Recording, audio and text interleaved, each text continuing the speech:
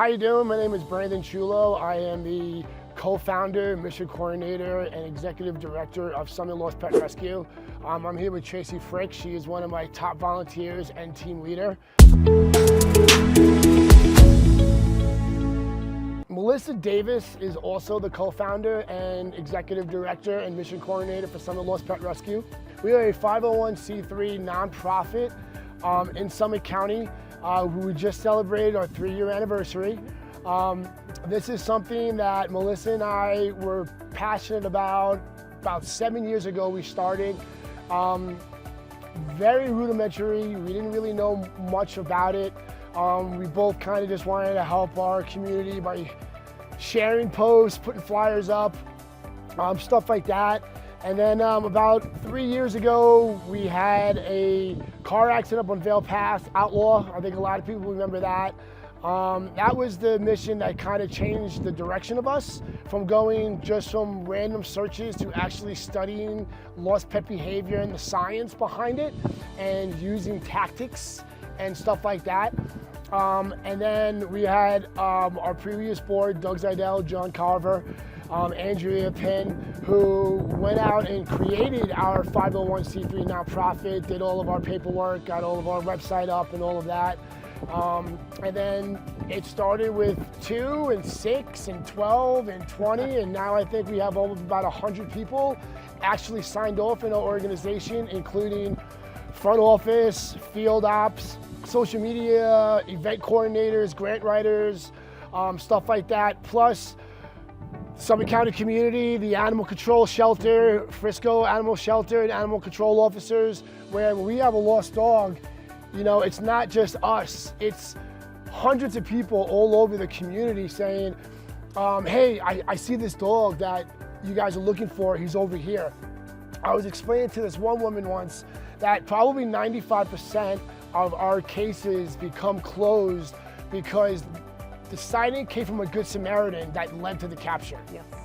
So now that we have the whole community, and we have people call us up, I think 3, 4 in the last week, saying, hey, there's this random dog walking around, do you guys have any lost reports? And we say either no or yes, that's the dog we're looking for. So it's really good that we brought the whole community together and everybody wants to be part of it, and everybody sees a lost dog or sees a random dog walking around. They want to know if that's the dog that we're looking for, and especially if it's their neighborhood, everybody's out walking. I'll keep my eye out. I walk my dog every night. I'll find them. So that's kind of how we started, and it was just a snowball effect, and yeah, that's it. There's several different ways we can get notified of a lost pet. You know, sometimes it's calling directly to the phone number for Summit Lost Pet Rescue, and Brandon and Melissa typically man those phones and the calls that come in. And as soon as we've identified that there's a lost pet, we have different teams that work in different areas of the county, and so those get funneled to that specific team. And the other way that we can also be notified is social media. I think Brandon might have mentioned that a few minutes ago, where folks are, you know, putting, hey, I've lost my dog. And so we have volunteers who are always looking at those social media sites. So then they'll take a screenshot, they send it to the team, hey team, here's a lost dog. And sometimes we get tagged by other community members because the organization, I think, has really gained, a lot of people know about them now. So people are saying, hey, call Summit Lost Pet Rescue, you know, get in touch with Brandon. You guys are getting tagged constantly, almost too much. We're like, folks, help us, there's so many coming in. And then another way is, Brandon also mentioned the animal control, the police departments, and the shelter. People will call and say, hey, I've lost my pet, what should I do? And then they turn them over to Lost Pet Rescue. So that's the first thing, is we're gonna get a notification. And the second thing is we're gonna have either Brandon, Melissa, or one of the many volunteers will reach out to that individual. And there's 2 things we really wanna do with that person initially. And one, we want to gather all the information we can. Where did you lose the pet? What's the temperament of the pet? Does he have a collar? Is he tagged? What have you done so far? So there are a series of questions we'll go through, and then we also really want to provide some emotional support, because as you can imagine, you lose your furry friend, you're a mess. You can't focus. So that's kind of what the team is there for. We're going to take that information, we're going to try to help that person deal with what's going on, give them a lot of reassurance and some job duties of what they need to do. And so that's where the process will start. And then we start going into mission mode.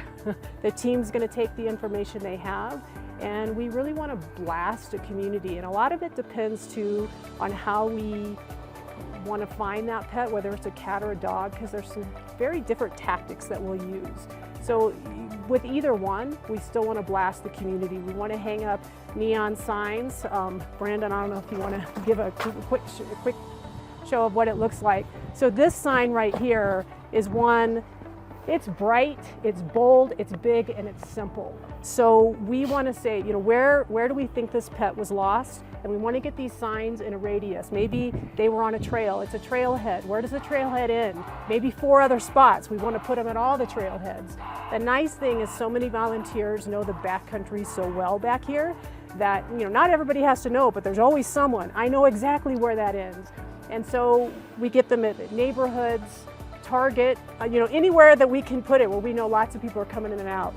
And if you can see how simple it's written, if you're driving, I just want a little bit of information. I want to know that it's a lost cat or dog, what kind of pet it is. We want to make sure, and we'll talk about that a bit, of why we don't want to chase the animal, and the owner's phone number. And sometimes after that, it's a little bit of a waiting game, and we start getting calls in from the community of, hey, I just saw the black lab. It's running, down, Granite near, Abby's Coffee. Okay, great. So then we get team members out there. Ideally, we want to get the owner to the scene so that the dog can start smelling their scent, and we'll talk a little bit about that too. And then once we kind of have an idea and we can triangulate where that dog is and we can get the owner out there, we work with them with some special techniques that are scientifically proven, evidence-based of how some calming techniques of getting your dog to come back to you. We all want to think our dog is going to immediately run back and recognize us, and sometimes that happens, but a lot of times it doesn't happen because a dog goes into almost a primal place of survival. They're as scared as their owner's scared because they don't know where they are or where their human is. And so there are some things that we'll work with the owners of how they can get their dog back. Sometimes it goes for days, sometimes it goes for hours. The other day, Brandon and I, as soon as I got all the neons put up, we said, you know what? The dog was found after the last neon was hung, and that's awesome.